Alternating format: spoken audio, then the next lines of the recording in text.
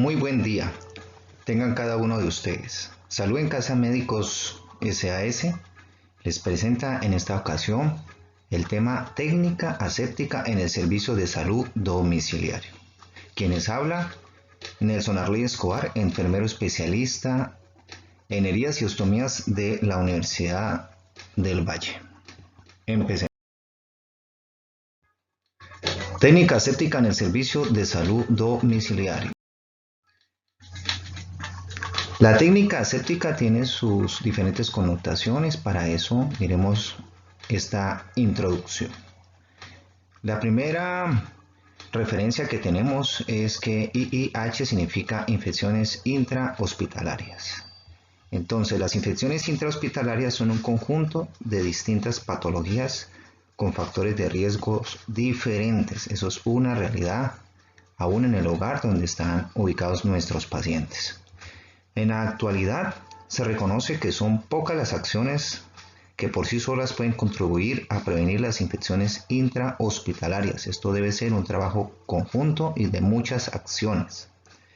Y tercero, la técnica aséptica contribuye a la vez a la prevención de las infecciones intrahospitalarias. A nivel global, es una de las mejores acciones para disminuir o prevenir este tipo de infecciones. Conceptos básicos que tenemos que tener en cuenta en este tema. Entre ellos tenemos la asepsia, la antisepsia, la descontaminación, la limpieza, la desinfección y la esterilización. Asepsia y antisepsia. En cuanto a la asepsia, tenemos que consiste en una serie de procedimientos que pretenden acabar con los microorganismos presentes sobre los objetos o superficies inanimados, para evitar que se conviertan en una fuente de contaminación. En todo lo que nosotros podemos ver ya en el cuarto, en la habitación del paciente, en su cama, en los equipos que utilizamos con él, en toda parte hay bacterias. La antisepsia. En la antisepsia tenemos que consiste en una serie de procedimientos que pretenden acabar con los microorganismos presentes en los seres vivos. En este caso, estos microorganismos habitan sobre todo en la piel o en las mucosas de nuestro cuerpo. La diferencia entre antisepsia y asepsia radica en que asepsia va directamente a los objetos inanimados, a las cosas, a los artículos, mientras que la antisepsia va directamente hacia el cuerpo humano, la piel y sus mucosas. Descontaminación. Es el uso de métodos físicos o químicos para remover, inactivar o destruir patógenos sobre una superficie o artículo, hasta el punto de que no sean capaces de transmitir partículas infecciosas y que la superficie se considere segura para su manejo, uso o desecho. Limpieza. Consiste en la remoción, eliminación de material extraño, el cual puede ser orgánico o inorgánico, que está adherido a los instrumentos o a las superficies, logrando así la disminución de la carga microbiana, para así facilitar el proceso de desinfección y contaminación. Por lo general, la limpieza la realiza la persona de servicios generales. La desinfección es el proceso por el cual se destruyen o se inhiben por medio de agentes químicos el crecimiento de microorganismos patógenos sobre objetos inanimados, a excepción de las esporas. Aquí vemos a dos trabajadoras de la salud desinfectando el colchón donde el paciente en algún momento estuvo. Esterilización. Esta se refiere a la acción de destruir los gérmenes patógenos o de hacer estéril e infecundo algo que antes no lo era. En este caso, la esterilización se hace en los servicios de salud de tercero y cuarto nivel, donde existen máquinas o sitios que son especiales para esta labor. Y todos estos materiales se utilizan más que todo en el servicio de cirugía. El término aséptico significa sin microorganismos Es una palabra que se divide en dos, en a, que significa sin, y séptico, que viene de sepsis. La técnica aséptica se refiere a las prácticas que reducen la posibilidad de que los microorganismos entren en el cuerpo durante procedimientos clínicos, reduciendo así a su vez el riesgo de que los usuarios se infecten más tarde. ¿Cuáles son los objetivos de la técnica aséptica? Tenemos tres grandes objetivos. El primero es eliminar o destruir los microorganismos que se encuentren en las manos o en los otros objetos. Segundo, reducir el contacto que tengan los usuarios con los microorganismos que no se pueden eliminar. Y tercero, disminuir el riesgo de infecciones en los usuarios y a la misma vez prevenir las infecciones nosocomiales, las que se dan en el interior del sitio de salud o en este caso en los hogares. ¿Cuáles son los componentes de la técnica aséptica? Tenemos 5 componentes. El primero, y liderando, el lavado o higiene de manos, el uso de barreras mecánicas, entre ellos guantes, gorro, mascarilla y bata quirúrgica, el uso del material estéril, la preparación de la piel y las áreas o ambientes seguras. Lavado o higiene de manos.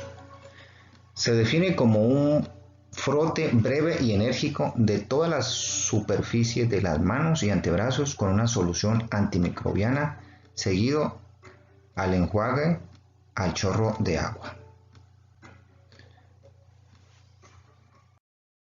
Seguimos con las barreras físicas. Corresponde al uso de elementos que tienen como función mantener la esterilidad del campo estéril y disminuir la transmisión de microorganismos del personal de salud y viceversa. Las barreras a utilizar son los guantes, la mascarilla, la bata quirúrgica, el gorro y las monogafas. Los guantes. El uso de guantes es estéril, pero cuando vamos a realizar procedimientos estériles. Por lo general, lo que utilizamos para atender a nuestros pacientes son guantes limpios. Los guantes deben ser de único uso y el uso de guantes no reemplaza el lavado de manos. En cuanto a la mascarilla, debe ser de uso único, debe cubrir la nariz, la boca y el mentón. Después de puesta no se debe tocar o colgársela al cuello y esta se debe cambiar cada vez que se humedezca, ya que pierde su efectividad. En cuanto a la bata quirúrgica, es de uso único también cuando es desechable y esta debe ser estéril cuando vamos a realizar procedimientos estériles. Pero por lo general cuando llegamos a la casa del paciente la utilizamos y nos puede durar todo el día. A las 24 horas ya hay que desecharla. Debe cubrir por completo el uniforme y llegar al menos por debajo de las rodillas. En cuanto al gorro, el gorro también debe ser de único uso cuando es desechable. Ya si es de tela, lo podemos llevar a la casa, lavarlo, desinfectarlo y nos puede servir para más puestas. El gorro debe cubrir la cabeza y contener todo el cabello para evitar que se salga el mismo, como lo indica o lo representa la foto. En cuanto a las monogafas, son utilizadas para prevenir el contacto del globo ocular de salpicaduras o fluidos corporales del que provenga del paciente. Y ópticamente debe ser neutras, o sea que no tienen que tener ningún tipo de aumento. Con el material estéril. Corresponde a todos los insumos que se han sometido a un proceso de esterilización. Todo material estéril para ser considerado como tal.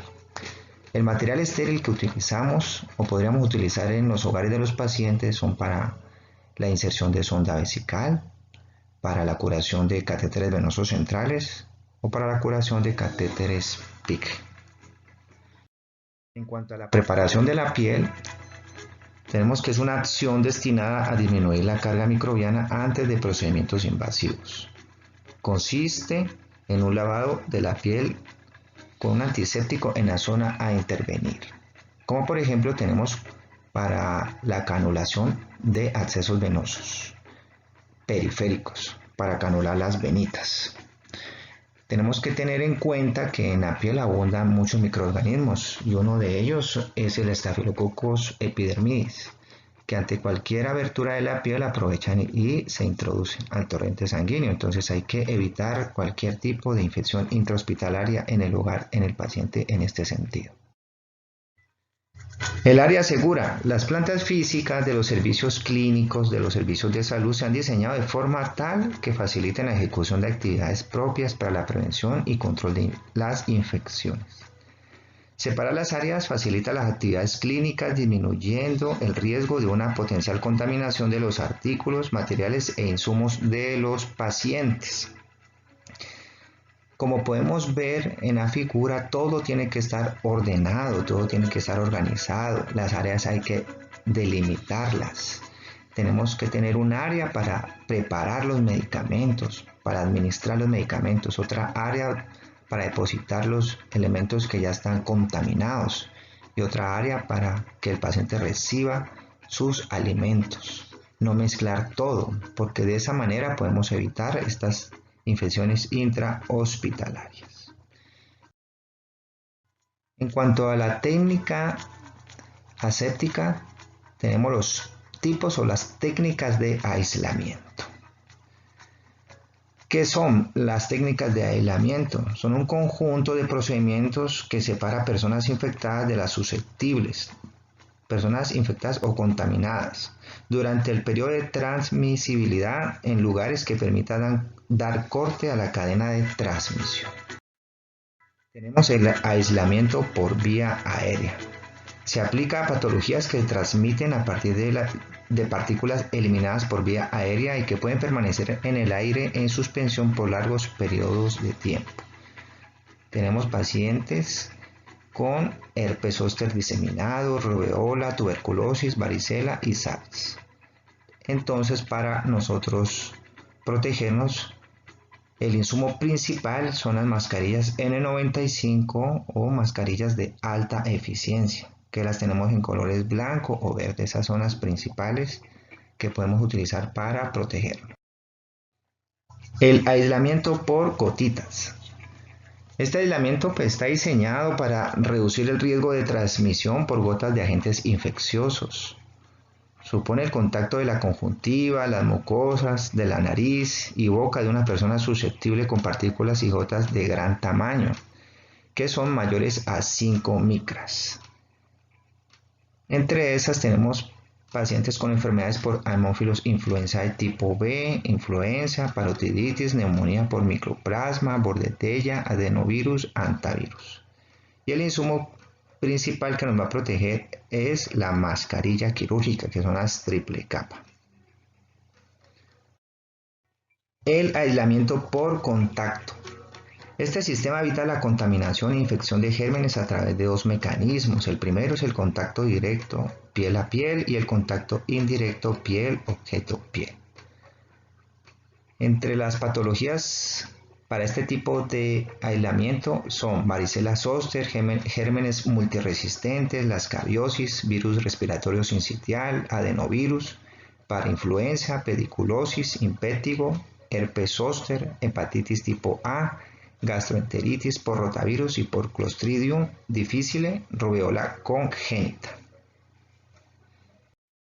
Aislamiento protector. Se utiliza para proteger a pacientes inmunodeprimidos, como pueden ser los trasplantados, pacientes que reciben grandes dosis de medicación inmunosupresora, tratamiento contra tumores o cánceres, pacientes con leucemia o las personas con leucopenia. Para utilizar este aislamiento protector, lo hacemos con personas que tengan quemaduras graves, personas que estén inmunodeprimidas o que les hayan hecho trasplante de médula ósea. Como pueden ver, en este caso debemos utilizar todo el combo: gorro, mascarilla, bata quirúrgica, guantes, inclusive hasta polainas, todo con el fin de proteger al paciente. Y eso era todo por hoy. Muchísimas gracias por la atención prestada y que tengan un lindo día.